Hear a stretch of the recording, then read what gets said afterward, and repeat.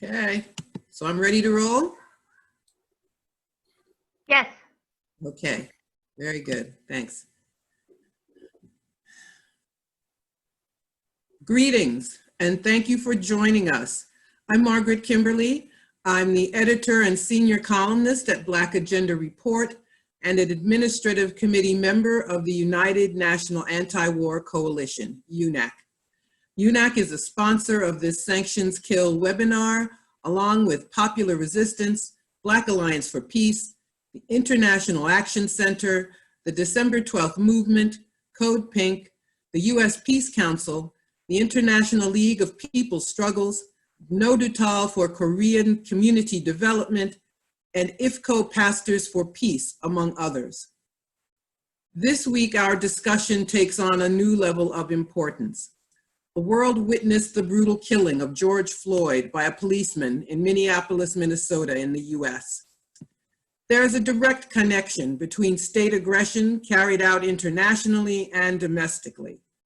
The US has the biggest military in the world, 800 foreign bases, the largest number of incarcerated people in the world, and 1,000 killings carried out by police every year. The same self-declared right to carry out invasions, proxy wars, and as we'll discuss today, sanctions as an act of war result in human rights violations against people in this country too. It is impossible to have injustice abroad while expecting to have justice at home. Just as thousands of people are publicly expressing outrage at Mr. Floyd's murder, today we are expressing our opposition to the continued violations of human rights and international law that are an integral part of the sanctions regime. Today, we are joined by representatives from Palestine, Yemen, Venezuela, and Iran, who will speak to the impact that sanctions, unilateral coercive measures, are having on their people. I would now like to introduce our moderator for today's webinar, Margaret Flowers. Margaret Flowers is a pediatrician. She is co-director of Popular Resistance, co-host of Clearing the Fog Radio, and a co-founder of the Embassy Protection Collective. Hello, Margaret, welcome. Thank you, Margaret. And I want to welcome everybody to the call today, our esteemed speakers and our audience and our introducers and organizers. This is the second in a series of webinars on the US's illegal unilateral coercive measures. And you can watch the first one on our website, sanctionskill.org. You'll also find lots of resources there and a way to sign up to get more information. The goals of these webinars are both educational and to promote greater solidarity among impacted countries and among activists with those countries. As citizens of the United States Empire, we have a particular responsibility to build a movement that opposes the US's illegal and aggressive actions against people of other countries. I want to reiterate the point that Margaret made. We must understand that what we are facing domestically is directly related to the US's behavior abroad. A country that will impose more sanctions and more military threats at a time of crisis when countries around the world are coming together to address those crises is also a country that is more prepared to wage war against its own people than it is to protect them from a pandemic and economic collapse. But there is a bright spot recently that both Iran and Venezuela refused to back down in the face of US threats to block the 5 Iranian oil tankers bringing oil and supplies to Venezuela. We hope this is one of many efforts by countries to reject the US's illegal measures and work together to defy them, as we must all work together to stop these crimes against humanity and build a world based on cooperation, fulfillment of human rights, and protection of the planet. We will have 2 rounds of speaking today, and we'll also share with you what people can do. I'm going to ask that out of respect for our speakers, please avoid commenting while they are speaking. We'll ask our speakers today to begin by addressing the threats made by the United States and its allies, the impact those threats are having and on the well-being of their country, and how they are responding. I'll first introduce Pippo Bortolotti, who will introduce our first speaker. Pippo is a longtime peace and justice campaigner. She's been a leader of the Wales Green Party, an energetic human rights activist and climate change campaigner with groups such as Extinction Rebellion, and she's driven a convoy of humanitarian aid across Europe to Gaza. She's been imprisoned in Israel while on her way to the West Bank and has lived for extended spells in Cuba. Pippo, you may now have the floor. Thank you very much, Margaret. Thank you and welcome to all our participants and our speakers. As Margaret just said, I did go to Gaza. I'm one of the few people who have spent just a little bit of time there. I understand more from that short visit about the oppression and the cruelty and the brutality that is daily carried out upon the people of Gaza. It doesn't always reach our mainstream news, and when it does, it's often propagandized to the point where it doesn't make proper sense. But today is the anniversary of the shooting of unarmed human rights activists on the Mavi Marmara. The Mavi Marmara was a boat that set sail from Turkey to try to break the blockade of Gaza. Few of us understand what a blockade really means in humanitarian terms, but they set out to do this. They were stopped by weaponized Israeli helicopters. Israeli soldiers were lowered down onto the decks of this simple boat, and 10 people were killed in cold blood, unarmed people. I have visited their grave sites in Turkey and around the Middle East. These were young, unarmed people. I have spoken with the skipper of the Mavi Marmara, and his story with his 18-month-old child on board is horrendous. This is an anniversary we would do well to remember because it encapsulates both the ferocity of the blockade on Gaza and the depth of the brutality the Israeli government is prepared to go to in order to keep these people from their natural human rights. It is my huge pleasure now to introduce to you Dr. Medhat Abbas. Dr. Medhat has been the Director General of Primary Healthcare in Gaza. He has led 2 hospitals, the Shifa and the El Asker. He spent time in the Ministry of Health in the International Relations Department and has extensive experience in health services management.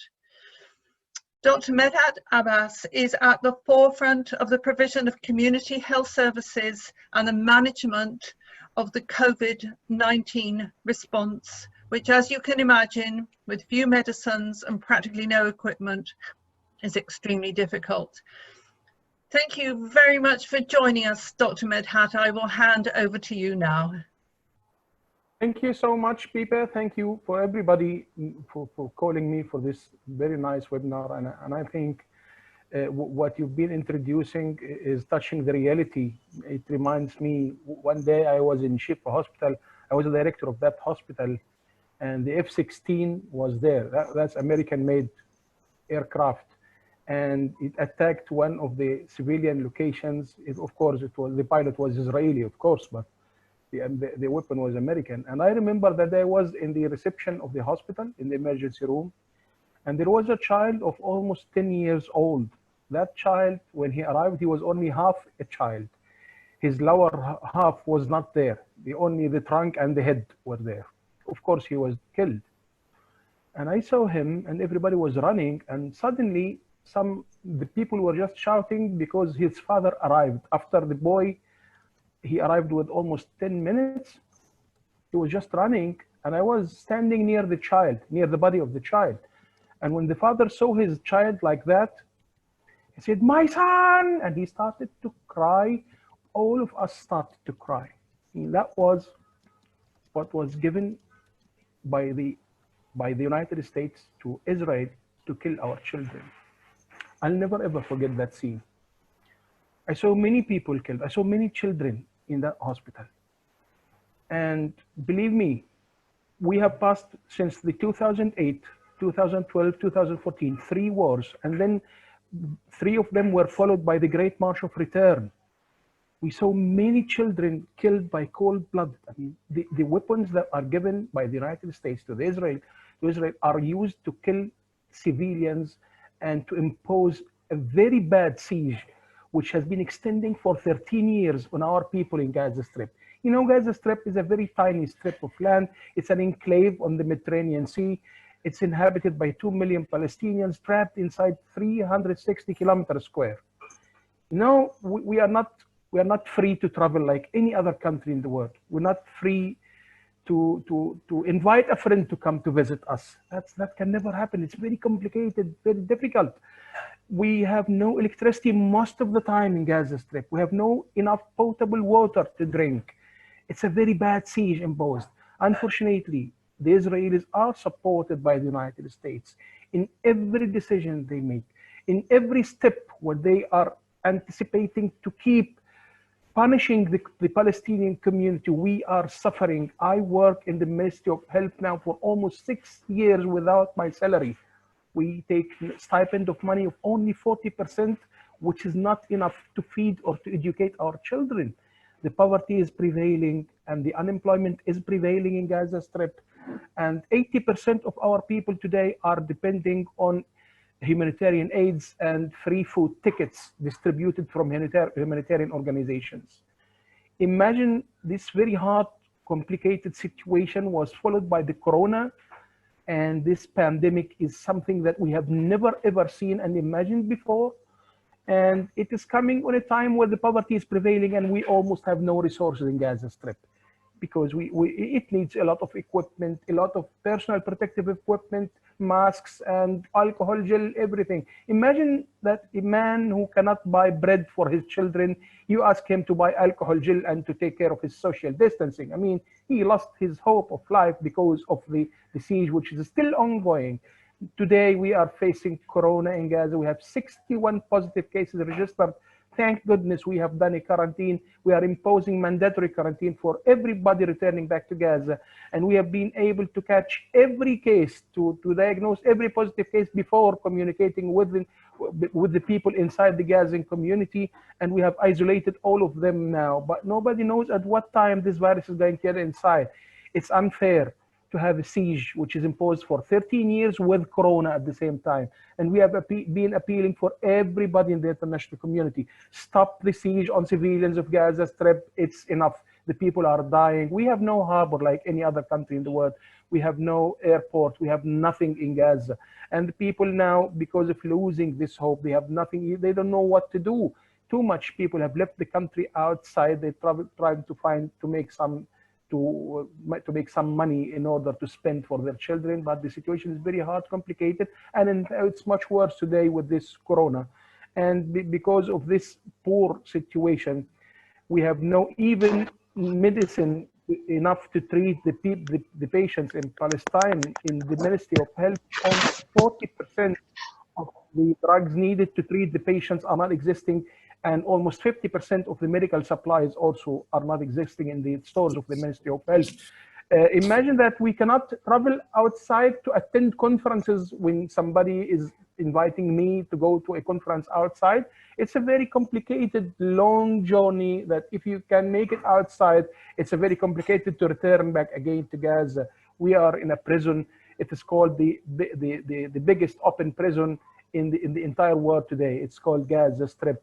And I think, I hope through this webinar that everybody of you just advocate our case, because we love peace. We love the United States. We love Americans.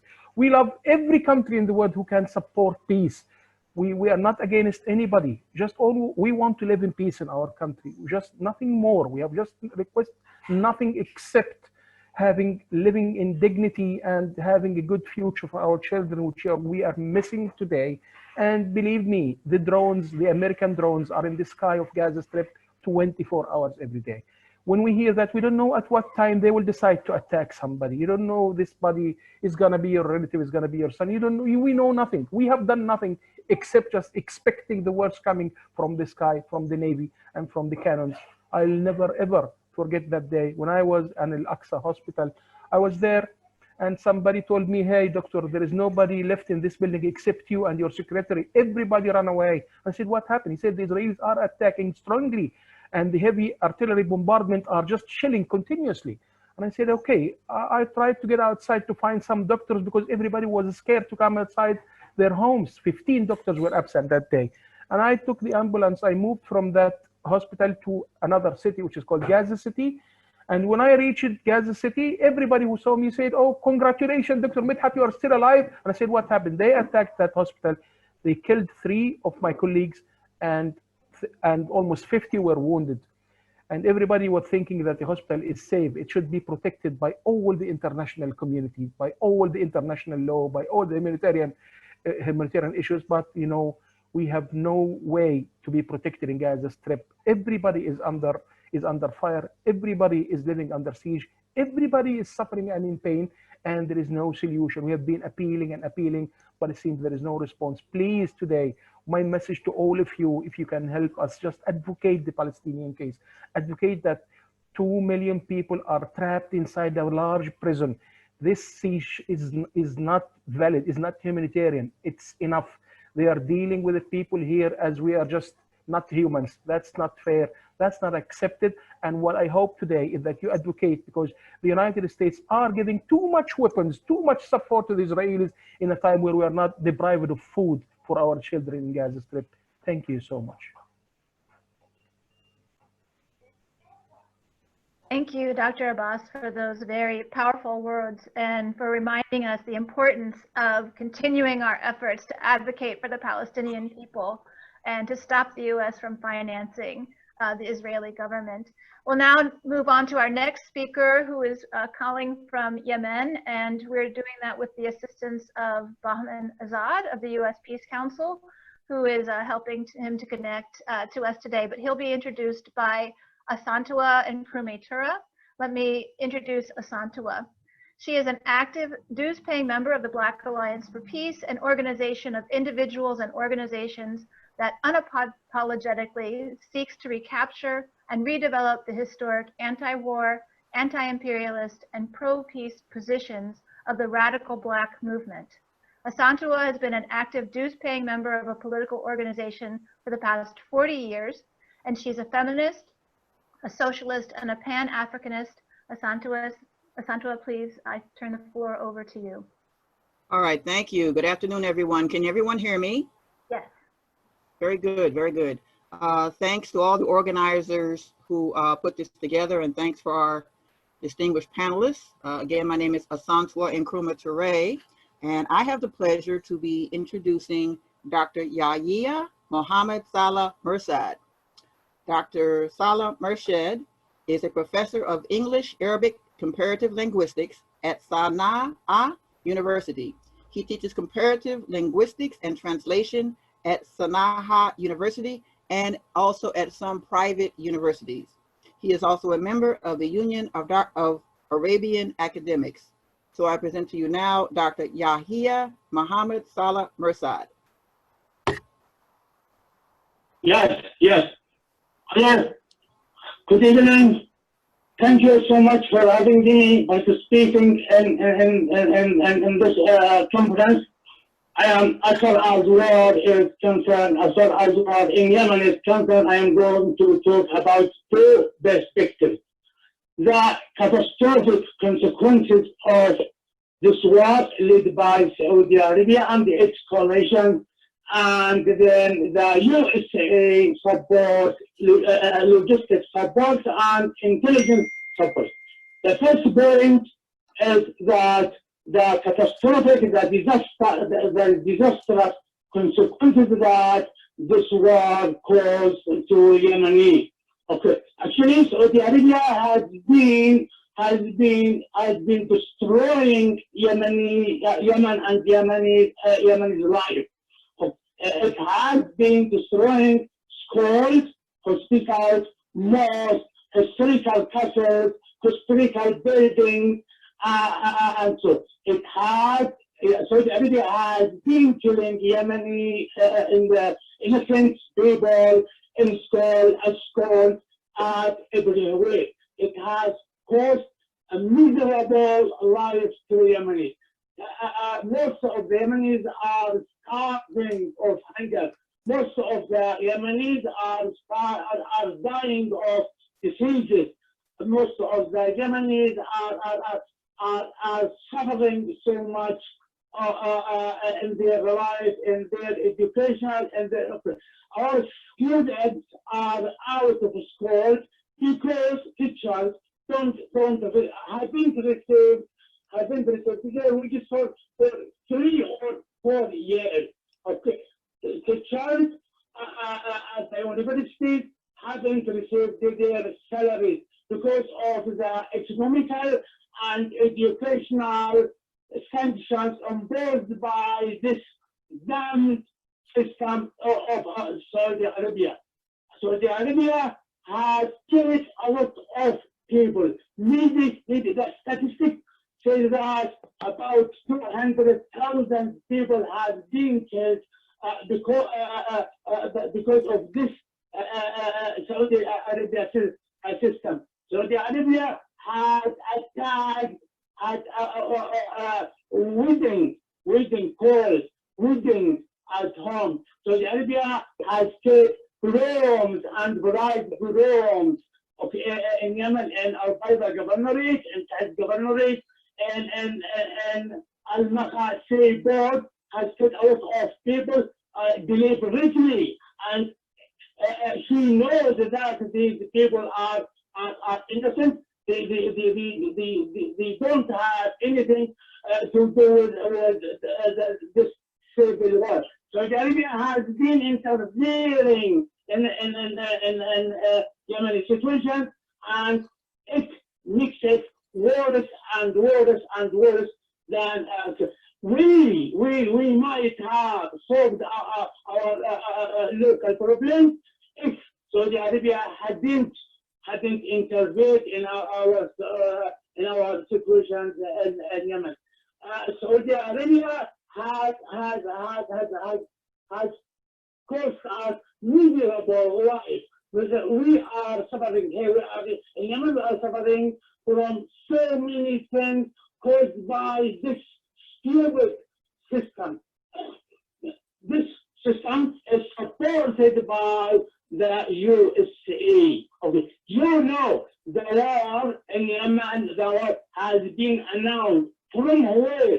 From Washington. Okay, the Minister of Exterior has announced Yemeni war from Washington. What does it mean? What does it mean that when it's announcing war against another independent country from another capital of and war from outside? It means that they will say war. Okay.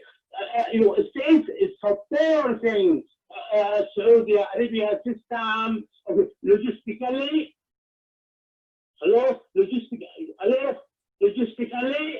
and intelligence, and it provides Saudi Arabia with information. It provides Saudi Arabia with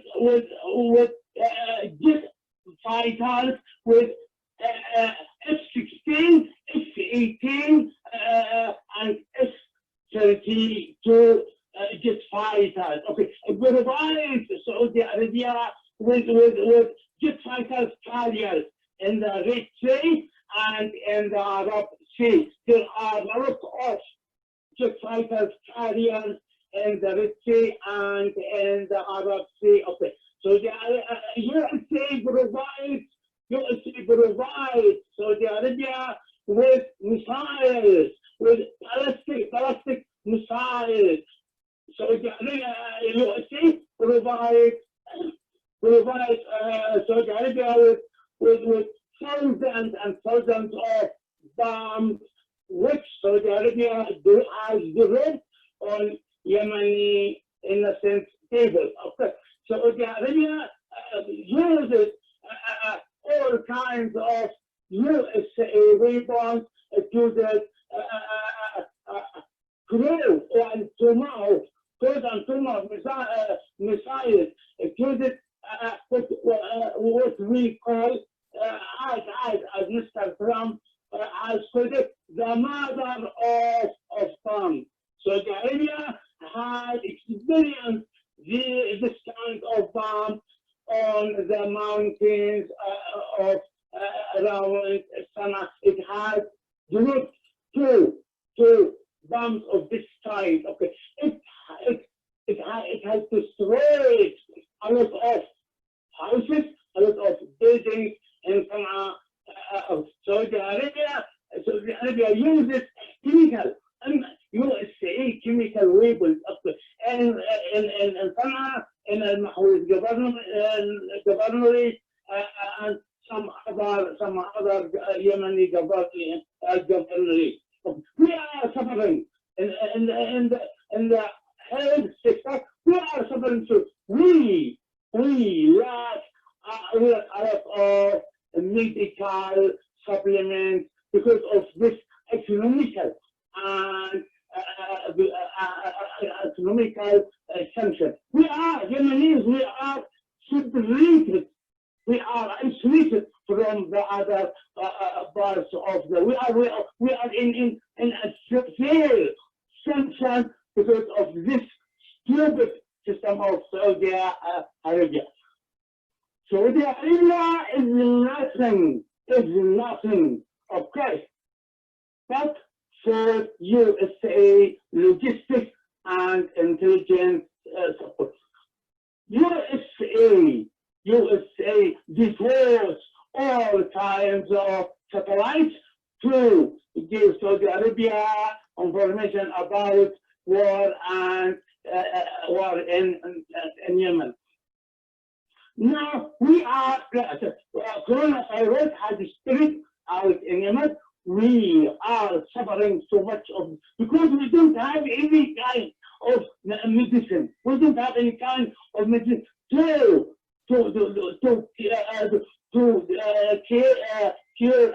the patients. Okay, when the patients are taken to the hospitals don't have any kind of medical supplement to resist this pandemic. Why? Because of this economical, health, educational sanctions, educational blockade imposed by this system. We are teachers of public universities and schools haven't received any salaries for 4 years. Okay, we are working, we are teaching at schools, at universities without any wages, without any salaries, because of this economical and educational sanctions imposed by it's not Saudi Arabia. It's the USA who support this system. This war in Yemen is aggressive. War in Yemen is aggressive. War in Yemen is unjustifiable at all. War in Yemen is unjustifiable. Okay, Saudi Arabia behind to wage war and against Yemen for a long time. It's not just as a result of 2015. It has prepared and planned for this opposition, for this aggressive war against Yemenis for ages and ages. It's not just a recent scenario.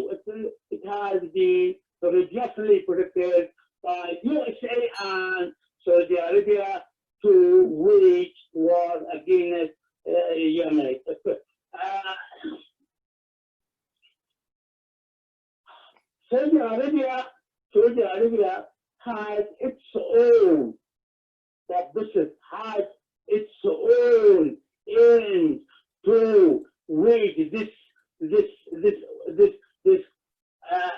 unjust war against Yemenis. Are bold, are very bold. Yemenis are very gifted people because of the political conflict before and because of this war waged by this system. I mean, the system.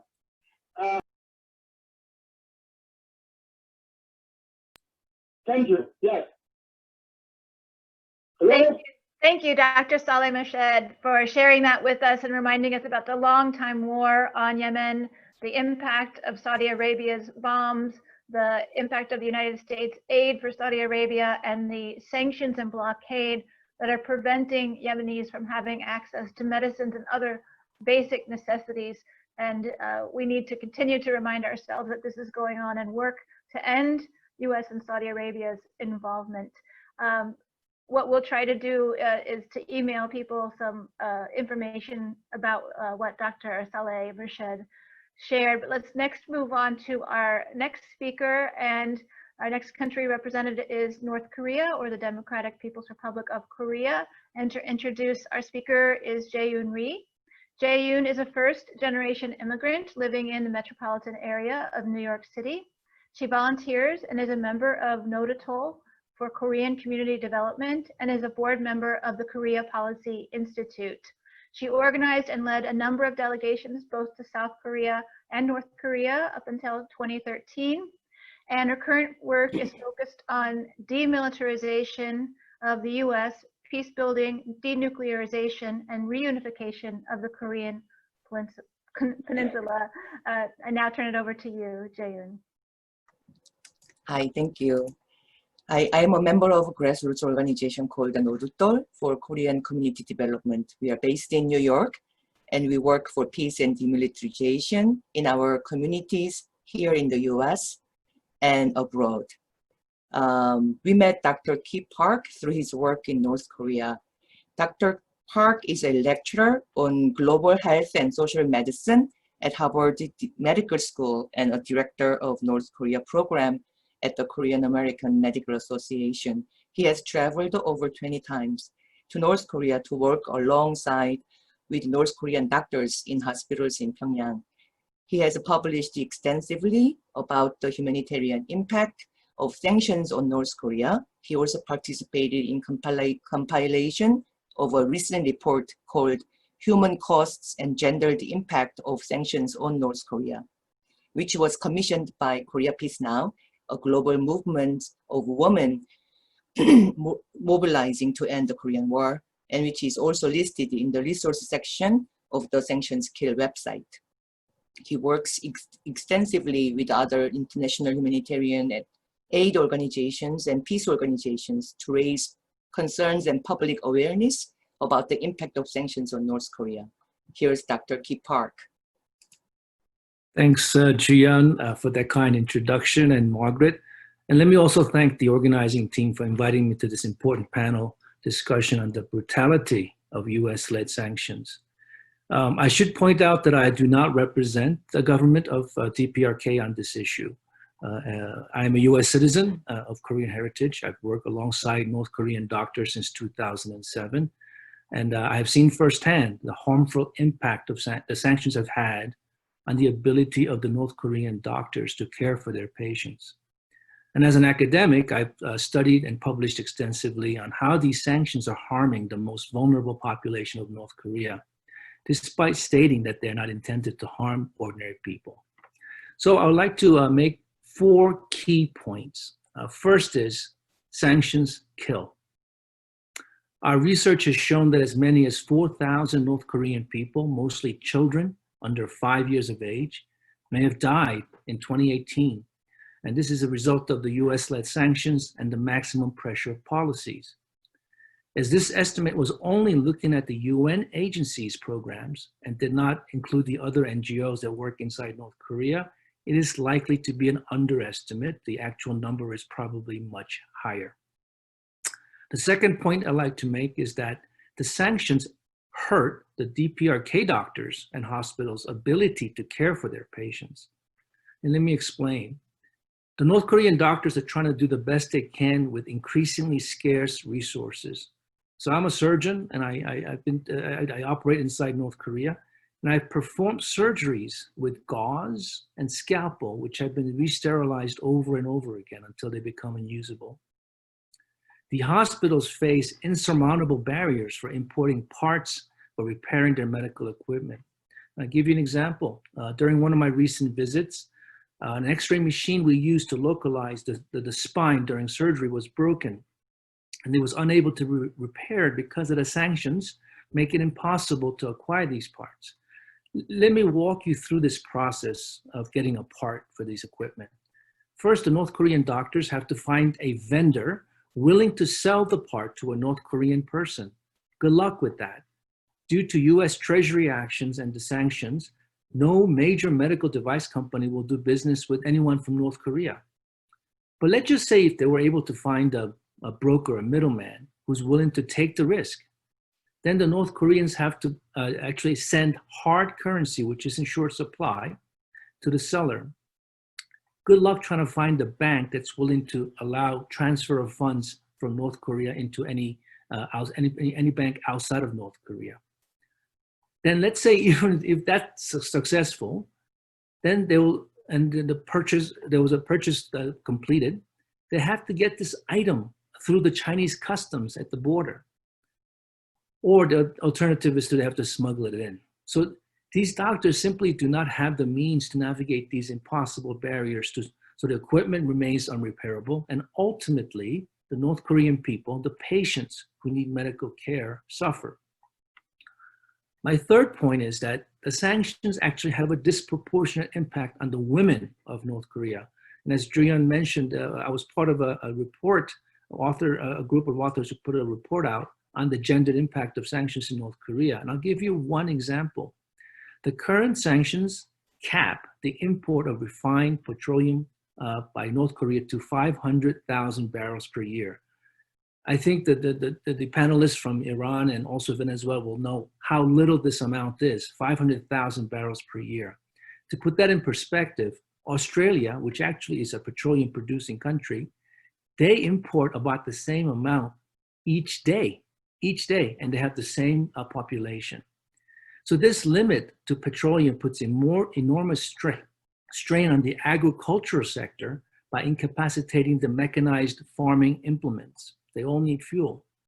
The North Korean women, who are the main farm laborers, will bear the brunt of the increase in physical labor. And then fourth, I would like to make a point that the sanctions shackle the humanitarian aid organizations from delivering aid inside North Korea. On one hand, these organizations have simply packed up and left, rather than having to navigate the complex regulatory and financial barriers to operate effectively. Two organizations I'll name. One is Handicap International. You all know it's an organization devoted to improving the lives of disabled and has done so much for the disabled people of North Korea. They left. The Finnish government-funded NGO, FIDA, which has been working on food security since 2001, also called it quits recently. On the other hand, the organizations that are actually remaining, they face tremendous challenges in one, raising the money for their programming and also to bring in funds for their operating and also shipping their supplies. To give you an idea, the UN agency's annual appeal to meet the most urgent humanitarian needs in North Korea last year was only partially funded. They had asked for $120 million, but received only 25%.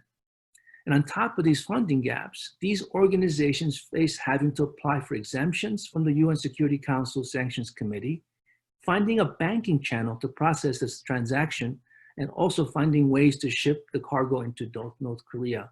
And I will tell you, these official UN agencies sometimes have to resort to shady channels to operate inside North Korea. So the question I was asked was, has the COVID-19 pandemic changed anything? Well, the US actually still insists that aid organizations ask for permission before sending COVID-19 response supplies.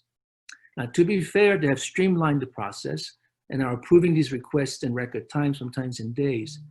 But simply the fact that humanitarian organizations have to ask for permission to deliver help in times of a global public health emergency is not only absurd, but it's immoral. And increasingly, these sanctions are being flouted post-COVID. Two examples, both China and Russia have sent supplies, such as diagnostic kits and personal protective equipment, without going through the exemptions process at the UN Security Council. So how has Dprk responded? So some of you may know that they have a philosophy called Juche philosophy, which all has to do with self-sufficiency. And true to their philosophy, they're determined to be self-sufficient as much as possible. So I'll give you some examples. The North Koreans are now manufacturing their own medical equipment. For instance, ultrasound machines. They're designed, manufactured, and distributed for domestic use. They actually have things like artificial knee joints that are manufactured inside North Korea and implanted in people with knee problems. They're also building hospitals. You've seen in the news, Pyongyang General Hospital is a massive construction project, should be completed this year. They're also trying to open a fertilizer plant, as I think some of you have seen this month, and a medical oxygen plant. And this is no surprise because COVID-19, as you know, is a respiratory disease, and they need massive amounts of oxygen, and now they want to produce their own oxygen. So these are some of the ways the North Korean government is responding to the sanctions.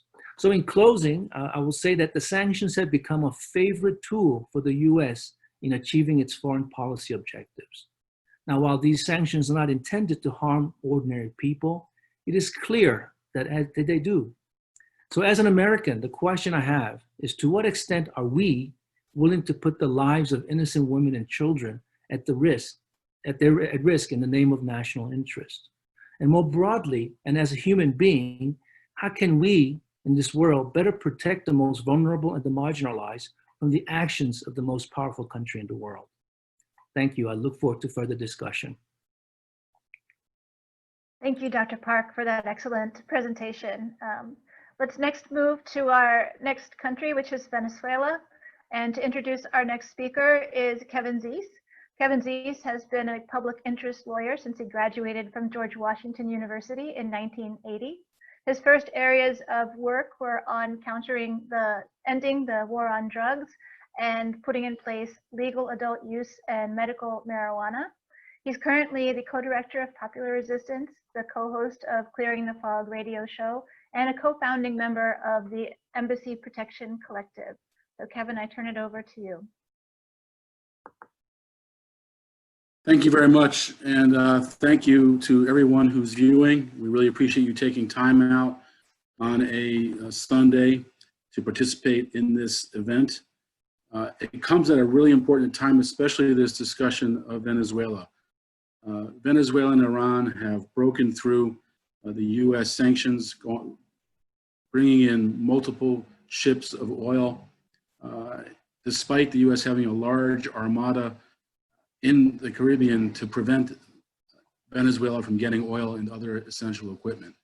The US sanctions in Venezuela have been long lasting. The first was actually in George Bush's era, 2004, but they really escalated under President Obama when he declared Venezuela a national security threat to the United States, an absurd finding, but it led to increased sanctions. And of course, President Trump has added to that. I've been to Venezuela twice in the last few years. The second visit a year ago, the next speaker was very helpful to us, Carlos Ron. It was a peace delegation with the US Peace Council. We met with activist groups, popular movements, individuals, and government officials. Carlos Ron is currently the Vice Minister for North America for the People's Power Ministry of Foreign Affairs of the Bolivarian Republic of Venezuela. He served as Charge d'Affaires of Venezuela's embassy in Washington, D.C. until May of 2018. In addition to having a long history with the government of Venezuela and the Bolivarian Republic's efforts at significant change from a capitalist toward a socialist system, Ron also has a deep understanding of the United States because he lived here for many years. When we were in Venezuela, in the Venezuelan embassy, protecting it from a US coup, there were incidents like coup mongers breaking into the embassy. We would talk with the embassy personnel, who would then seek guidance from Carlos Ron in how to deal with those kinds of situations. I should say that the federal charges against us for the defense of that embassy will be coming to a head, we hope, next week, and hopefully be resolved. The 4 remaining embassy defenders who are facing charges planning a webinar a week or so after that, one in English, and then we hope to do one also in Spanish. When we were in Venezuela with the U.S. Peace Council delegation, Carlos Ron was very helpful arranging meetings with government officials, including Foreign Minister Jorge Ariaza and with President Nicolas Maduro. Carlos has been very generous with his time, participating in the first webinar of this series on sanctions, as well as this current one. Thank you, Carlos, for your time. Please take it from here. We look forward to your comments. Thank you very much, Kevin, and it's a pleasure to be with you again for this webinar. And it's, again, I thank you. I can't thank you enough because of the importance that it is to hold these sessions and to allow people in the United States and throughout the world to know, how our countries are really affected by this outdated and criminal policy of coercive unilateral measures or sanctions, as they're erroneously referred to. I want to thank also all our the previous participants and for their comments and for coming together. I believe it is only when we come together to denounce these issues that we can really bring them up to the public and raise awareness of how much we need to do to combat this.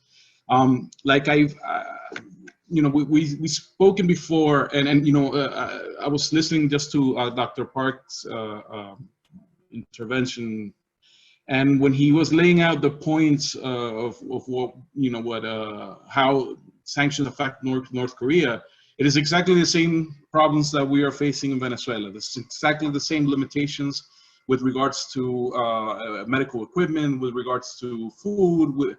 The patterns are the same, and that's very important because this is a script that is used for all the other countries, and it's the same criminal logic where when you have to make a purchase of any sort, whether it be food, whether it be medicine, or whether it be spare parts for other types of technology that you need to for their country's development, it's the same thing. Overpricing, difficulties finding somebody that's not afraid to provide whatever you need, and the problems of using the financial system, the banking system is non-existent basically for any of us. And we've spoken amply about how this has affected Venezuela in the case of food and in the case of medicine in particular. I often mention, for example, just to give a quick example, but last year, we had about 15,000 patients that need insulin, and they get treated for dialysis, which weren't able to get their treatments on time because of this type of blockade, or vaccines that don't get carried out in the period that they need to because the obstruction. So these are problems that we all face. Now, I want to talk today in particular about something that you've brought up throughout the comments, which has been the recent tankers coming from Iran to Venezuela, bringing gasoline and bringing some of the components that are used in the refining process of gasoline. This is important because you may ask, or many people ask, why is Venezuela, that is an oil-producing country and that produces gasoline, why is it need to import? And then this, it goes back to the way the distribution of labor was set up for Venezuela and for the oil business throughout the world. And we specialize in a specific area, not necessarily we do everything in one same place. But a lot has to do with the sanctions. A lot of this blockade and a lot of this shortage of gasoline that we've experienced in the last couple of weeks has a lot to do with the way the effect of the sanctions. First of all, Venezuela, as you know, owns Citgo, which is a oil corporation that is in the United States. And a lot of the refined final products would come from Citgo back to Venezuela. The main crude, the heavy crude to be processed was extracted from Venezuela, sent to the refineries in Citgo, and then the end process would come back, and that would be part of the gasoline and other byproducts that we use here. That has been completely cut off because of the sanctions, because the U.S. government decided that it would block Citgo's relationship to the Venezuelan government, but also because it handed it over to this group in the opposition that they're promoting as what they call the legitimate government, which is Juan Guaido, and you know, of course many of you know already about this. So that is one issue. The other issue is that in our refineries, we have 6 refineries here in Venezuela. Our refineries are usually concentrated in the refining process, and for that, a lot of the components, the chemical components that were used for the refining here in Venezuela, were brought from outside. So part of the blockade that is coming down now was precisely blocking those components. And it's something that Elliot Abrams had said, you know, in different statements throughout in the media and the public, that, you know, they knew gasoline, they knew the oil business is key for Venezuela, and they were going after it, and they were going to do whatever it took to block it and stop it. And, you know, and it's been going on, and this is something, you know, that ever since 2018, when Rex Tillerson was Secretary of State, this was something that was in their warnings, you know, that if Venezuela doesn't change its positions, we're going to aim for the oil process and the whole oil business. At the end of the day, what had happened and why is this moment considered historic in the last couple of weeks, or the last week, or what took place, is that 2 countries under this criminal regime of sanctions decided to cooperate together. And normally, in any other context, nobody would even think about this, and there was nothing, you know, to say or to point out, because it was simply a transaction between, you know, a buyer and a seller. We're basically purchasing gasoline and some components from Iran. But the fact that this criminal, you know, imposition of measures throughout the world, this intimidation at all levels, the calls to different ports, and this is admitted by, and look at the Reuters reports, look at the AP and the AFP reports, you know, there were calls made to different ports so that they wouldn't service the Iranian tankers because they were coming to Venezuela. Because they know that if, you know, once those supplies came here, we would be able to restart our production and, you know, sort of have reach a normalization of gas distribution. You got to think about the effect that, you know, a gasoline shortage has on a population that is already facing the, you know, has to face all these other shortages, that is now in the middle of pandemic. So you need gasoline to move, you know, food and all the other things that we need to get, medical equipment and so forth, you know, throughout the country during a time like this. So imagine all this concept, what it does to a country. And then again, it just brings out the reality that these measures are not aimed against a politician, they're not aimed against a government or a president, they're aimed at creating a situation of pain and suffering in the large Venezuelan population, so that the population of Venezuela can push forward an exit of President Maduro, will be through a coup, through pressure for resignation, and all these types of undemocratic measures. So when the ships came over, and you know, they've been able to arrive to Venezuela, there was even a hype in the media because of some statements given by those unnamed officials. You know how they always used to quote usually quote in the newspapers. unnamed officials from the Pentagon saying that they would, they're looking to see how they can stop the Iranian ships, or they're looking to see if they have to board the ships and stop. So what would happen, again, is the use of not only the sanctions as a mechanism, but also the military threat. And in Venezuela, we have suffered an increase of military threats by the United States within this sanction framework in the last, for years now, but specifically since March and April. Not only was there a threat against the ships, there was a threat against, by indicting President Maduro on narco-terrorism charges, something that's not even, it doesn't even exist in United Nations language. There's narco-terrorism charges where there's a price put on his head, a $15 million reward. And then there's a launching of a supposed anti-narcotics campaign in the Caribbean, when we know that most of the drug trafficking towards the United States takes place in the Pacific coast of South America and not in the Caribbean coast. And then this threat, of moving ships towards, closer to the route where the Iranian tankers were going to come. A mission, that was aborted from a group of mercenaries, which the United States claims no direct participation, but just by saying that there was no direct participation, you can imply or infer that there's some indirect knowledge of this and some support. And then now recently, in the past week, there was an announcement of a security force assistant brigade that's going to Colombia. Some numbers are given, somewhere around 800 troops. They're going to come to Colombia, and they're going to be positioned at the borders with Venezuela. Again, by the way, this is illegal under Colombian constitution because this hasn't been approved by the Senate as it should be. All this as a part of what we say is a hybrid war against Venezuela, which is not only in the economic blockade and economic sanctions, but also with this huge military threat.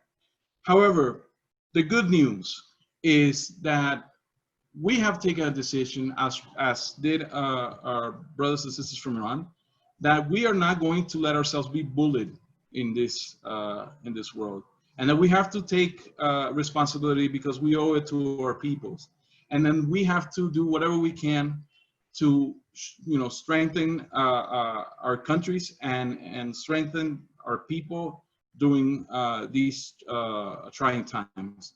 So we were able to work out this deal. We were able to have these ships come into Venezuela, and we are able to now implement, starting tomorrow, June 1st, a new gasoline distribution throughout the country, a new scheme so that we can better make use of the resources. Again, all this hardships imposed because of the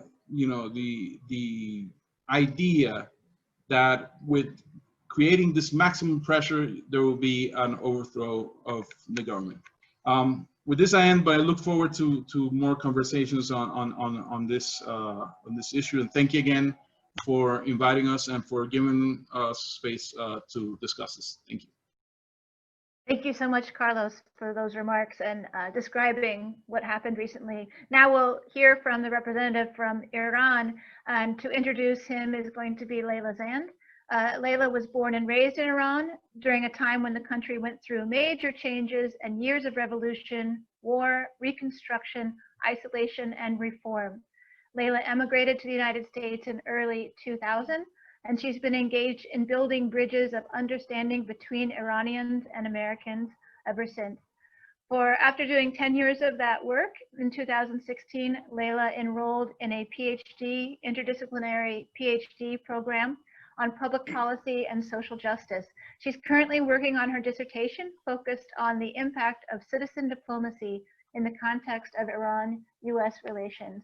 I'll now turn it over to you, Layla. Thank you, Margaret. Hi, I'm very happy to be here with you all.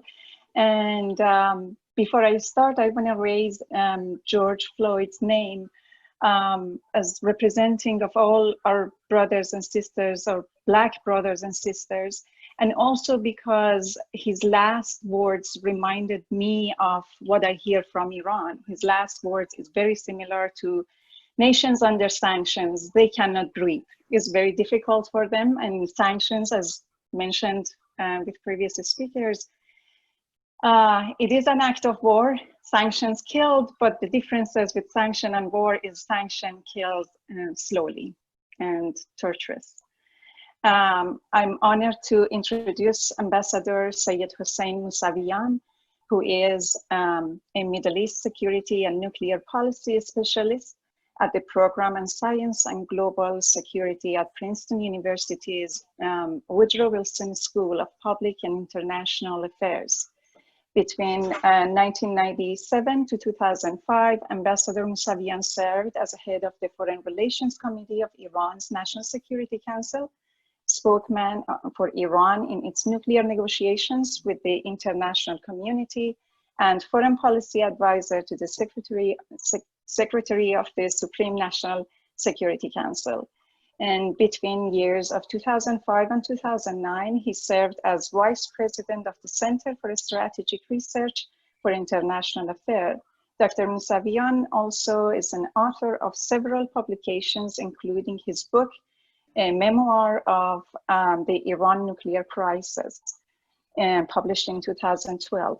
At the section of, before I ask him to join and share with us his thought about the sanctions, I want to just mention that at this section of the chats or Q&A, I will add Dr. Mousavian's Twitter address for those who are interested. Dr. Mousavian, thank you very much, and please share with us your thoughts. Merci. Thank you very much, Leila. I also want to thank every organizer of a real, genuine right movement against sanctions.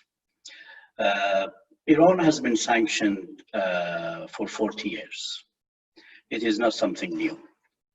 And I may say Iran is the most sanctioned nation and country in the world, because continuously for 40 years, the US has tried every possibility, capacity, effort to sanction and pressure Iran. And if we count the numbers of the US sanctions against every country, the number of sanctions against Iranian individuals or institutions or organizations are far beyond every other country. And therefore, I may be able to say Iran has paid the most price for sanctions. And I just want to give you one short example. During the 8 years war I was living in Iran, Saddam used chemical weapon against Iran. Based on the Congress report and CIA report, the US provided material and technology for Saddam to use chemical weapons. And about 100,000 Iranians, they were either killed and injured because of chemical weapons. This is the biggest victim of mass destruction weapons after the Second World War and after Japanese nuclear bombardment. That time, even Iranian medical centers, they really didn't have medicine to treat the victims. They were, because of the US sanctions. And Iranians, they were not able to send the victims, chemical victims, to other countries for treatment because of the US sanctions. Can you imagine a country has been bombarded by chemical weapons, 100,000 people, they have been killed or injured, material technology have been provided by the US, and the US has sanctioned the country not to be able to treat their victims and even not to be able to send the victims outside. This has been the story of Iran. I can tell you for hours and hours, give you many, many examples. However, the sanctions during President Trump is different. Although every other US administration, whether Democrats and Republicans, they have tried to send their best to impose the most sanctions. Here I should open a parenthesis to be fair. President Obama was the only president in his second term tried to have a policy of engagement with Iran, which the nuclear deal was the result of the engagement policy of President Obama. Yeah, I just wanted to make sure the second term of President Obama was different from every other administration after Revolution 1979. However, during President Trump, the situation is completely different compared to the past decades.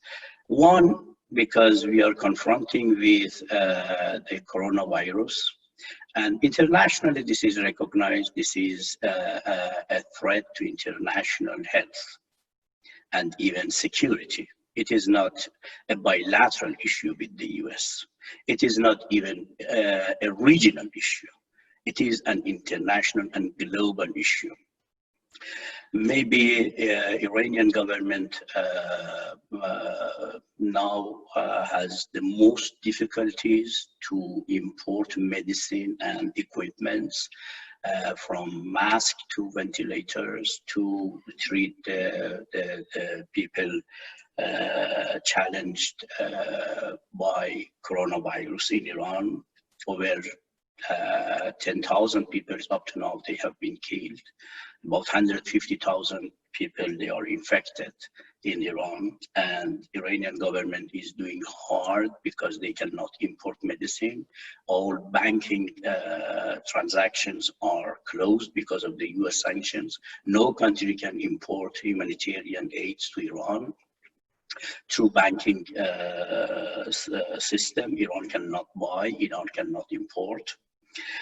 Therefore, the one big difference during President Trump and his maximum pressure policy is the situation Iran is facing with a global threat, which is coronavirus. The second issue is that this administration publicly has said that they are sanctioning Iran and the Iranian nation in order to put pressure on the people in order to create riots and instability and demonstration. They are punishing the Iranian nation and pushing the nation in order to rise to bring a regime change in the country. I mean, this is something they have publicly many times they have said. We support Iranian people, but they should decide. We impose all sanctions. They have their choice. They can demonstrate. They can create unrest. They can create instability in their country to bring regime change. The third difference is about the nuclear deal. The maximum pressure strategy of Trump, which all is about sanctions, started when Iran and the US in 2015, Iran and the world powers during in 2015, they agreed on a deal called Iranian Nuclear Deal, or JCPOA, to resolve Iranian nuclear crisis through diplomacy. The only Middle Eastern crisis during last decades have been resolved through diplomacy.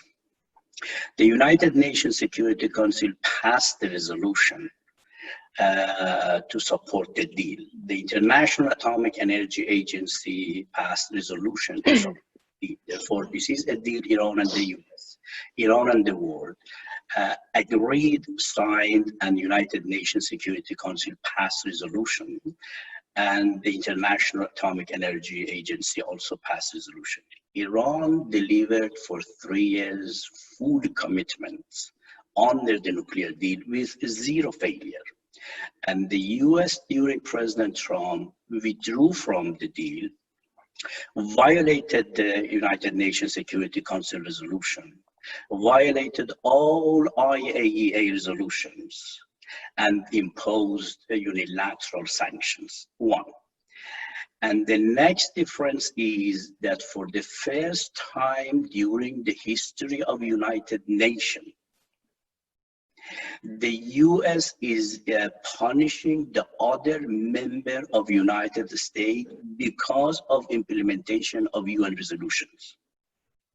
Every country who is going to implement the United Nations Resolution 2231, which is about Iranian nuclear deal, which is about normal trade with Iran, which is about lifting the sanctions, would be punished by the United States. A member of permanent member of United Nations Security Council is punishing the other member of United Nations for implementing the United Nations resolution. This is something completely unprecedented during the history of international relations after United Nations has been created. And the other difference is that the US has decided to bring Iranian oil export to zero. Iran was exporting about 2.5 million barrels a day.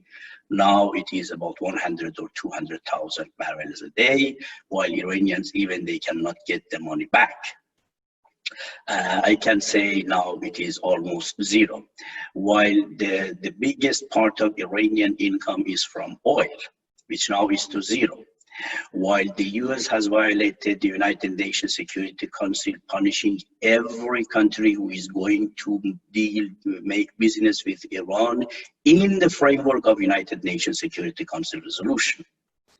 And while the US has imposed extraterritorial sanctions on every country and they have closed all banking relations, you can imagine what situation the Iranian nations now are facing with.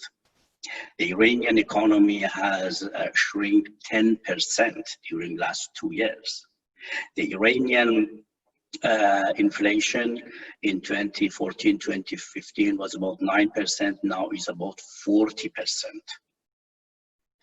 And the Iranian currency during last 2-3 years has dropped about 500%. This is what President Trump has done. Nevertheless, I can say Iran managing the coronavirus has been more successful than the US. Despite of all sanctions and pressures.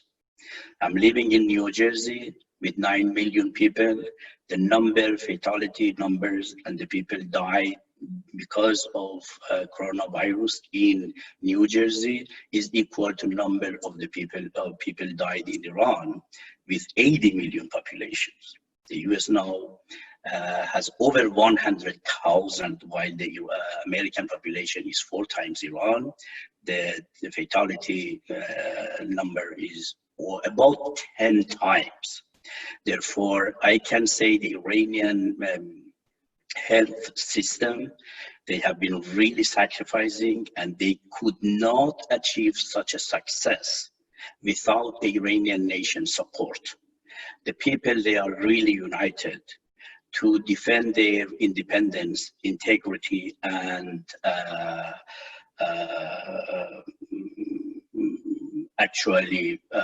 freedom from the US dominance. Nevertheless, at the end, I want to point one mention. Many people, including some friends at the panel, at this panel, they mentioned that the US is using the sanction instrument as a bullying in order to capitulate the other countries. It is true, but is it a weak point from a superpower or as an empire or a strength? I would say the sanction strategy of the US shows the weakness of the US, because a real empire or superpower would be a superpower who can resolve the crisis internationally through diplomacy and peace. But unfortunately, the US has proven is going to create crisis by sanctions and wars. Look at Middle East. The US invaded Iraq. The US invaded Afghanistan. And our friend Muhammad from Yemen mentioned correctly Saudi Arabia could never invade Yemen without the US support. US NATO invaded Libya. Look at the wars in the Middle East, not only the war 1980, Saddam invaded Iran, the US and Europeans and Arabs, they supported. The wars, even today, against Yemen, Libya, all the US is involved. The war strategy, the sanction strategy of the US is not only inhuman, illegitimate, illegal, but really this is disaster for international peace, security, and stability.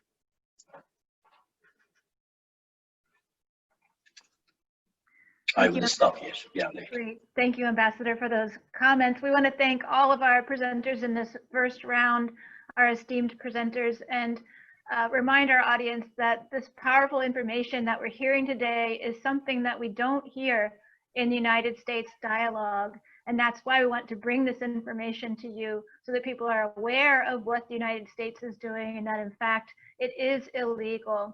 And with that knowledge, we also need to take action. And so now what I'd like to do is turn it over briefly to Sarah Flounders from the International Action Center and Joe Lombardo from the United National Anti-War Coalition. And they'll talk about some things that people can do. And then we'll come back for a second brief round of comments from our speakers. So Joe and Sarah, I turn it over to you. Thank you, Margaret. I think we've heard some incredible information and I'm really looking forward to the question and answer period. I'm gonna put up a little slide here which will show people some of the things that can be done even from your homes. If I can share this page, hang on for 1 minute. And there we go. The website of the Sanctions Kill Coalition, which is a coalition of many groups, many of them are the groups that have been introducing people here today and were mentioned by Margaret Kimberly in the very, very beginning. You could find a lot of information here. There's a wonderful resource page and you can see, read a lot about all the things you heard here today. But additionally, right on top of the homepage, you will find 3 links. You can see them right here. One is called Pledge, which is a pledge that organizations and individuals can sign to against the sanctions and to fight against sanctions. The second is that you can donate.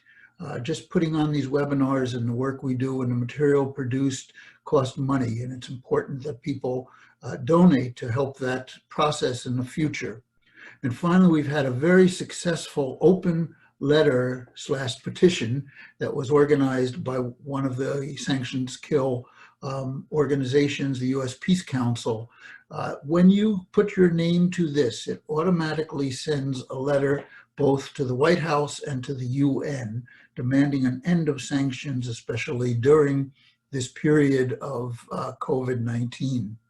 And so I hope you will put your name to that and continue to send. We've already gotten thousands and thousands of these letters sent, and I think they're very effective, especially now that the United Nations is taking a position that sanctions should be lessened during this period of COVID-19, and the United States is taking the position that they should be increased. And even some of the US allies are balking at this particular time. So it's important that we put all the weight we can to stop these sanctions now and to perhaps make that divide even bigger. That will put more pressure on the United States. Finally, again, to donate, you can go to the link that is shown here, or you could simply text Sanctions Kill to 646-859-5344, and you will be able to donate money that way to the Sanctions Kill Coalition. I'm now going to just turn things over to Sarah Flounders, and she can say more about some things that you can do. Thank you. Well, thank you for all the panelists today. and to the organizations that have worked together to put on this program. There's more than 1,000 people who registered through the Zoom, along with this being watchable on YouTube and on Facebook. But we are speaking at a time when the rage has boiled over in the US over the police killings, which are daily, a real crime, a racist crime. And there is a rebellion underway against the racist police and against the very image of a racist cop's knee on a handcuffed African-American man, George Floyd, demanding Mr. Floyd get up while holding him down and cutting off his air. I can't breathe. Now, this is also what the sanctions are. This is the sanctions. This is blaming countries, demanding they stand up while holding them down and cutting off their air, their food, medicine, essential equipment. And so speaking out against it and giving absolute solidarity and support with those who are resisting and rebelling today in the US against these outrages, and resisting around the world, literally struggling to breathe. Every country, every voice that adds their name, their energy, their determination plays an important role. Our support and our solidarity here and around the world has never been more important. And what this panel represents, 3 weeks ago the panel and a whole series of other panels that I'm going to mention, is a determination to speak to each other, to hear and give voice to countries around the world who have been silenced by the US corporate media. Even the challenge of having a speaker, Dr. Murshad from Yemen, speaking to us without Wi-Fi, with phone lines being cut through a Skype line, through another panelist. It shows how complicated it is, but how determined we are to give voice to these speakers, to send the transcripts of what they are saying out to everyone who's listening today, and everyone who registered will have the transcripts of each of the speakers, but especially Dr. Murshad, who spoke under such difficult conditions. So this is an important part of solidarity. It's breaking down the barriers. Now, the Sanctions Kill campaign is a formation of a whole number of groups who have been engaged in a whole series of actions on their own. And on the website, we list resources and fact sheets and posters and chant sheets and coordinated actions. We have pledges to sign and letters. We're trying to get groups speaking out both against sanctions on particular countries and crimes here, and then raising it as a generalized policy of enforcing starvation and repression. So I want to just list, we had this program today will be on stream. It's downloadable. The program 3 weeks ago on May 9th is also available on stream, where there were speakers from Cuba, Iran, Zimbabwe, Nicaragua, and Syria. There are upcoming panels that are planned on Tuesday, June 2nd, a webinar where a number of countries, including Belarus, China, Cuba, Iran, Nicaragua, Russia, Syria, Venezuela, and Zimbabwe, the representatives to the United Nations will be speaking.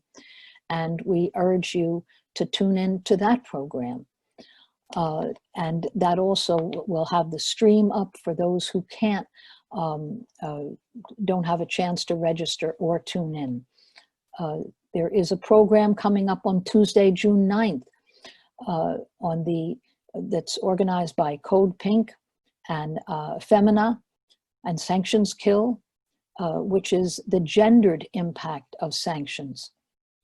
There is a whole number of webinars that are taking place around the world Today, from the 28th of May to June 1st, it's the 10th anniversary of the Mavi Marmara, the Israeli assassination and attack of those bringing aid and supplies to Gaza.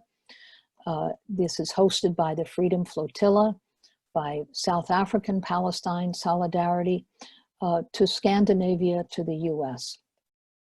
So it's an international effort and many, many different webinars being organized. The links are on Sanctions Kill. We list local events that activists locally are organizing. We've posted many, many information packets and interviews. Just to list a few more others that are very important. June 1st to the 5th, that's tomorrow to the 5th of June, the National Action to End the Korean War and the Korea Peace Advocacy Week is holding activities.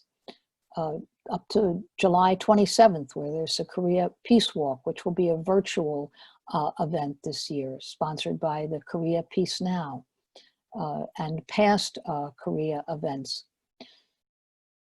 And also in wrapping up, on Monday, May 25th, there was a webinar on Africa Day, Africa Liberation Day, on COVID-19 sanctions and the human right to health, hosted by the December 12th movement with speakers from Zimbabwe, Namibia, and the African Union. There is a letter there to sign to lift the sanctions on Zimbabwe. There are a whole host of other activities, including from the International League of People's Struggle and the Resist US War movement that has held webinars and Zoom links. I could go on. There's a number of Cuba webinars that have been held. Cuba, Africa, and the Caribbean, with quite a number of countries that are on. So by connecting to these voices and trying to get the word out as widely as we can, we want to be linking the whole world together, demanding and denouncing a criminal, cynical policy, and building real solidarity.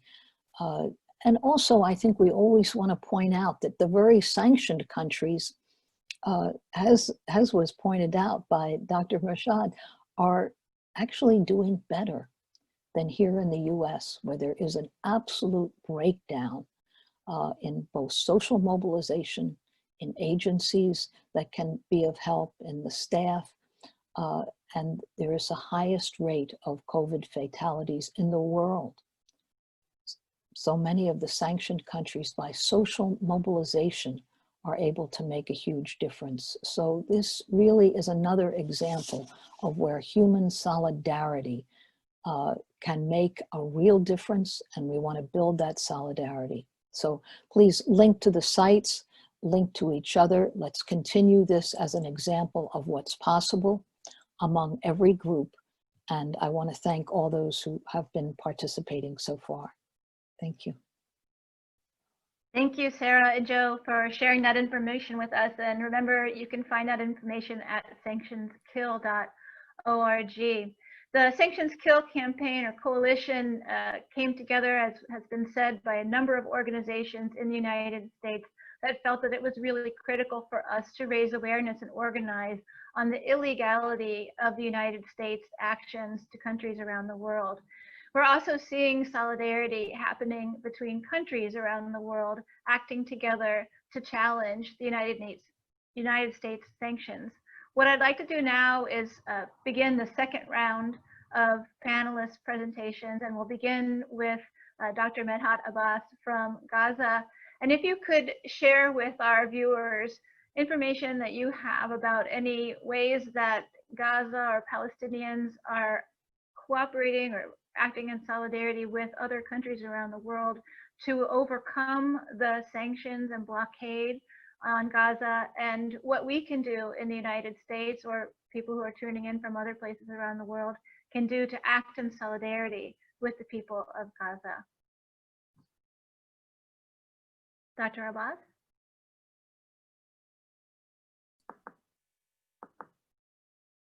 If you could turn on your camera, there we go, great. Yes, thank you so much, Margaret. Thanks for everybody sharing with us tonight, this event. In fact, what you can do to help Gaza is to raise our voice, to let everybody know in the United States and among the international community, the real situation on the ground here, because what we see in the media is mainly fake. They are turning the victims to terrorists. I mean, we are not terrorists. We love peace. We want to live. We want to live on our land. We have nothing to harm anybody. We love the United States of America, as I mentioned before. But all what we want today is that they should consider that we have children. We have humanitarian situation. We have prevailing anemia among our children, more than 70%. We should have medicine to treat those children. We should have medicine to treat patients in our hospitals. We have no radiotherapy inside Gaza. We have no chemotherapy enough to treat cancer patients in Gaza. Heart surgery is suffering inside Gaza. Cardiac patients are dying. So we need to stop this siege. We stop this blockade. And at the same time, we want you to help us to show everybody, to let the people know in the reality of Gaza, the situation of having no electricity during a very hot summertime, the situation of having no salary for the staff, the public staff working with no hope to solve their social problems and economic problems, the people who cannot travel outside. Imagine that when you have your children outside Gaza and you cannot go to see them, or they cannot return back because of this blockade. This is disaster. And many people who were trying to receive treatment in Israel, they were detained at the border and they were interrogated and they were arrested at the end, kept in prison. I mean, that's not humanitarian, that's not accepted, that's very hard. And today, as I mentioned, we are still facing Corona with very, very minimal resources, which are not enough to enable us to make the social distancing, which are not enough to let us confront a very bad virus. If it gets inside Gaza, the situation will be very miserable. So we need your help to convey our message to everybody around you, to support Gaza and to uplift the siege and to end this political tragedy inside our country. Thank you so much. Thank you, Dr. Abbas. And now I'd like to turn, if we are able to, through Bahmanazad's computer, to Dr. Saleh Murshid. We had some difficulty understanding the first time, perhaps.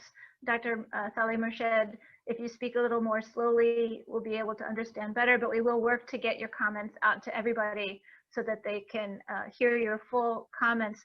But if you could talk similarly about any cooperation that's happening through governments or civil societies to end the war on Yemen, to get through the blockade, and what can we do to support that? So Dr. Saleh Murshid, go ahead, you have the floor.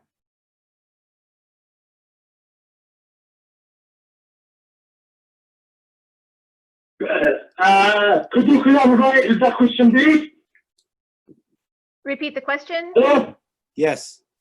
Yes, if you could talk Could you repeat the question, please? Yes. If you could talk about any international cooperation through governments or civil society that's helping to end the war on Yemen or break through the blockade, and what we can do to support efforts to end the blockade and the war. Okay. Hello? Hello? Go ahead. Okay. Actually, this component is of great importance, just to clarify the injustice done by Saudi system to Yemenis, to innocent people, to poor people. So I want the outsider world to understand that we are outraged, we are accused by Saudi system, held and supported by USA logistic and intelligence information. So I want the whole world to understand that we are Yemenis, we are we are done injustice by this stupid system, and to denounce this alteration and this aggression on Yemeni people. Thank you. Thank you, Dr. Saleh Murshid. Hello? Yes, thank you very much. So now I'd like to turn to Dr. Kibi Park. If you could also comment on any ways that people in the United States can support the efforts to end the sanctions and the threats against North Korea, the DPRK. Yeah, so I think I can separate the thought process into two. One is the multilateral mechanism, the UN Security Council sanctions. Unfortunately, the way the system works is that when the P5 and the Security Council members agree on sending sanctions, their objectives are clearly listed and they approve it. But then when those objectives are met, the P5, you need only one country to oppose it, to roll it back. So for instance, China and Russia may feel that the sanctions on North Korea have been effective in halting their progression and building up of their nuclear weapons. So they may want the sanctions to be rolled back, but the US can singularly oppose the rollback of these sanctions. So some of the processes and the rules have to be changed. But really the UN sanctions have never had that bite. You know, there's no way to really enforce these UN sanctions. It's the US's unilateral sanctions that's the root of the problem. And how do you get at taking out the bite from these US's ability to impose their coercive actions? I can't imagine that the number of countries that are actually being currently sanctioned, the number of countries that are opposed to these sanctions, can't come up with an alternative banking system. We allow US to dominate the banking channels, and we're at their mercy. So there has to be an alternative way to trade and transfer funds where we take away the bite from the U.S.'s ability to pressure these countries. So I mean, and then lastly, the important part is the civil society. I think it was Sarah and somebody else who gave the visual of the officer with the knee on the George Floyd's neck, and he said he can't breathe. And it's such a perfect description of the US's position and the way it's behaving on these countries. And this is an opportunity to increase the advocacy and raise awareness. And then we need to place leaders in the position of power that understand this. Thank you.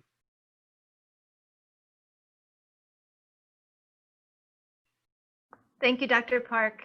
And next, I would like to turn to Carlos Ron from Venezuela. And Carlos, what we saw recently with the cooperation between Iran and Venezuela to get supplies to Venezuela was a very successful action of refusal to be bullied by the United States. Are there other opportunities for cooperation? And perhaps you could comment on if there are, maybe through the non-aligned movement or through the United Nations, actions that are being taken to build this opposition to the US's illegal actions and hold the US accountable for what it's doing, and how we can support.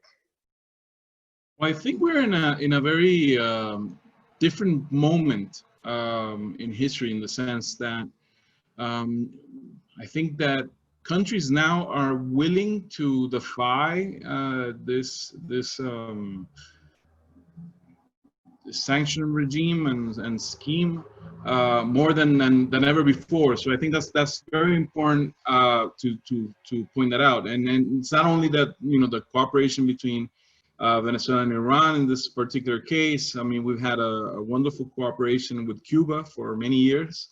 Even before this was even before Venezuela was sanctioned, and as sanctions progressed, then we realized that how helpful and it had been. And in current times with COVID-19, has been the solidarity of not only with Cuba, but also China, Russia, for example, that have helped Venezuela move through. And the importance, I agree with, again, with Dr. Park, of the multilateral aspect. because it has been through the institutions such as the World Health Organization that Venezuela has been able to acquire the test kits and other materials that have been needed here to combat the disease, and that would otherwise be almost impossible. So I think it is an important moment that we're living, because I think people are seeing that, in countries are seeing that enough with this type of imposition, and that we have to stand up and find new ways. I mean, there was letters circulated in the United Nations by many of our countries, the countries that we're speaking about today. Over 20 countries refusing and calling for an end of this type of policy.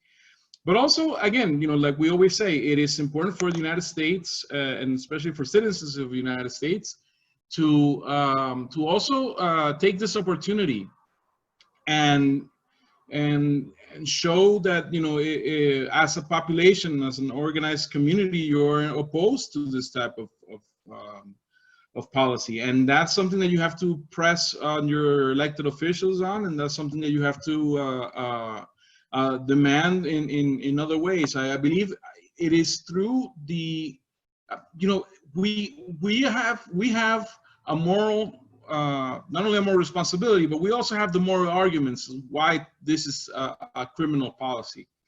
And, I think it's the moment that you need to seize, so that you could pressure, and having these types of discussions are very good. Having this type of webinars, educational spaces are good, so that people understand that what's being discussed is a fight against a policy that is criminal, that has a criminal effect on large amounts of population, that its effect goes beyond any politics, because it affects everyone, left or right or whatever positions they have, and that is something that must come to an end. So I think is a combined work between countries, not countries defying this system and this policy, and the people in the United States also pressuring inside. Thank you so much, Carlos. And now I'd like to turn to the Ambassador Musavian from Iran. And we understand that earlier this year, through an alternative system, I believe it's called Instex, the UK, Germany, and France were able to provide some supplies, not using the US dollar, getting around the sanctions to Iran. If you could speak, if you are able to speak to that, and other ways that Iran is getting around the sanctions or acting to defy the sanctions, and what we can do to support you. Actually, Instex, it took about 2 years until Europeans, they create this mechanism. And now, after 2 years, which has been institutionalized, maybe about €1 million transaction, almost peanuts, zero. And Europeans, they really showed they are helpless and powerless to resist American unilateral sanctions. And European import of oil from Iran has reached to zero. And this Instex mechanism is practically the trade under this mechanism is almost zero. And I believe among all powers, only China has been the country which has tried to resist American pressure and sanctions, and they have, compared to other powers, whether Europe or Japan or India or other countries, I think China has been the only country relatively supportive. Even Chinese business with Iran has dropped over 80%. But Europeans are almost zero, and Chinese are about 20–25% compared to the normal situation. And I believe the only way is to put pressure on the US administration to stop imposing its political will on other countries, violating the international norms and regulations, violating the United Nations Security Council, and stop unilateralism. The only way is the public opinion here to put pressure, the nation here to rise against this criminal strategy of the US, and for the world powers to go for multilateralism, like a simple cooperation. Iran and Venezuela, they showed that even two countries, if they are united, they can resist and they can break the US pressure and sanctions. Thank you, Ambassador. And again, we want to thank all of the panelists today for sharing their time with us, sharing their knowledge and their expertise. As we said at the beginning of this program, and Sarah said it so eloquently, you know, the United States, there's a direct correlation between the way that the United States is bullying and treating other countries and the way the United States is bullying and treating its own people. And it's through our own resistance that we're able to change this. It's exciting to see the rebellion taking place across the United States, and it's important that we make links between what is happening here and what the United States is doing abroad so that we can change that. The first step to that is education, because we don't get this information in the United States media. So we really urge you to share this video and the other videos that you have information about that we shared with you on the impacts of sanctions. You can find all of this information on the sanctionskill.org website. You can use these videos for discussion. You can show them. It's possible to have watch parties and do things like that virtually, to share them with others in your community so that you can have these conversations about what the United States is doing. And I know that representatives of the organizations involved in the Sanctions Kill Coalition would be happy to work with you on setting those types of events up or speaking at any kinds of virtual events that you would like to organize. Please go to the sanctionskill.org website and sign up so that you can be made aware of upcoming events. Please sign the letter that was organized by the U.S. Peace Council, because that, as Sarah said, will send an email directly, or I think Joe said, will send an email directly to the White House and to the United Nations. It's important that thousands and thousands of us speak out on this. So please take action, share this knowledge with others, and let's continue to push for a world of cooperation, support for human rights, and protection of the planet. This is a moment when it's possible to do that, but it's only possible through us coming together and building this mass movement to make that change. So I want to thank all of you for participating today in this webinar on sanctioned countries denounce new U.S. military threats. Thank you to all.